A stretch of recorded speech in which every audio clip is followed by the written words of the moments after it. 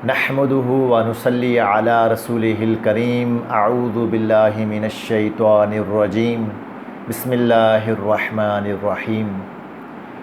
اس سے پہلے ہم عربوں کے محل وقوع کے اوپر بات کر چکے ہیں۔ آج ہم عرب قوموں کے اوپر بات کرنے جا رہے ہیں انشاءاللہ اللہ پاک کی توفیق سے۔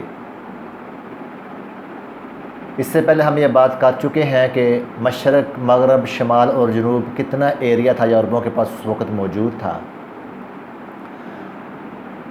مورخین نے عربوں کی نسلوں کو 3 شکلوں میں ہمارے سامنے پیش کیا ہے، جن میں سے پہلے نمبر پر عرب بعیدہ، دوسرے نمبر پر عرب عاربہ اور تیسرے نمبر پر عرب مستعربہ۔ عرب بعیدہ یہ وہ قومیں ہیں جو پرانے عرب تھے، پرانی قومیں، قوم عاد، قوم ثمود، تسم، جدیس، عمالقہ، اور یہ وہ قومیں بھی ہیں جن کے بارے میں قوم عاد، قوم ثمود کے بارے میں اللہ پاک نے اپنے قرآن پاک کے اندر بھی اذکار فرمایا۔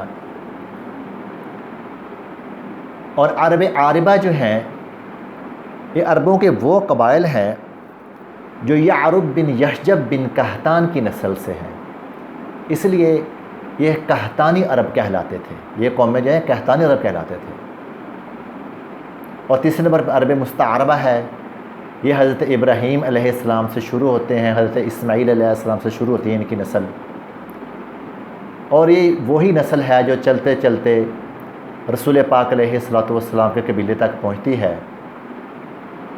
اور پھر اللہ پاک رسول پاک علیہ السلام کو اس قبیلے کے اندر پیدا فرماتے ہیں، آقا علیہ السلام کو مبعوث فرماتے ہیں۔ اس کے اوپر ہم بعد میں تفصیل سے بات کریں گے انشاءاللہ۔ آج میں آپ لوگوں کے سامنے مختصر تھوڑی سی جو بات ہے وہ رکھوں گا عرب عاربہ کے بارے میں، ان کے قبائل کے بارے میں، اور ان کے نام آپ لوگوں کے سامنے پیش کروں گا انشاءاللہ۔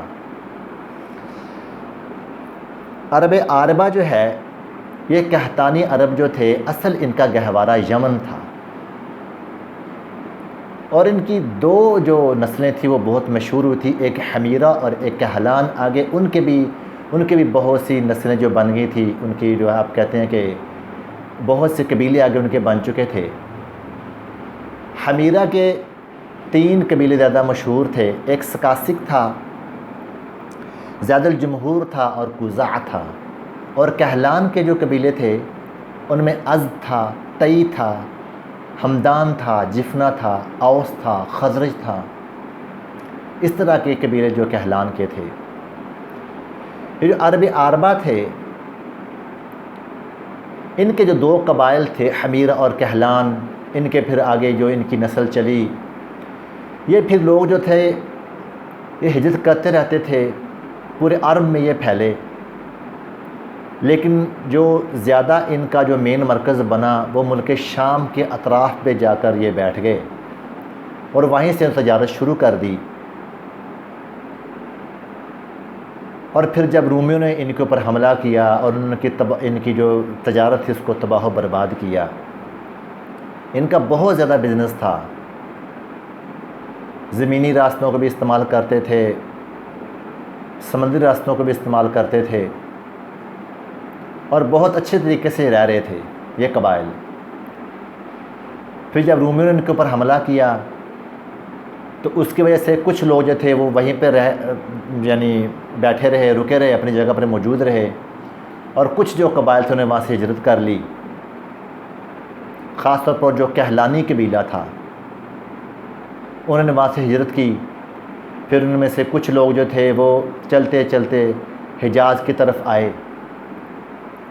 اور حجاز میں آ کر وہ جہاں پر اسماعیل علیہ السلام اور ان کی والدہ اور ان کے ساتھ ایک قبیلہ تھا جرہم ثانی کے نام سے، ان کے ساتھ آ کر انہوں نے رہنا شروع کر دیا۔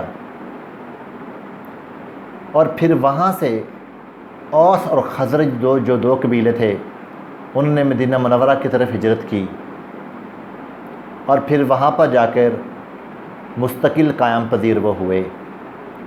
اور اوس اور خزرج جو 2 قبیلے ہیں ان کے بارے میں آپ لوگوں کے ساتھ انشاءاللہ تفصیل سے بات کروں گا، لیکن وہ تب جب ہم رسول پاک علیہ السلام کی وہ زندگی پڑھیں گے جب آقا علیہ السلام مکہ سے مدینہ ہجرت کرنے والے تھے، اس سے پہلے وہاں پہ اوس اور خزرج کو میں تفصیل آپ لوگوں کے سامنے بیان کروں گا انشاءاللہ۔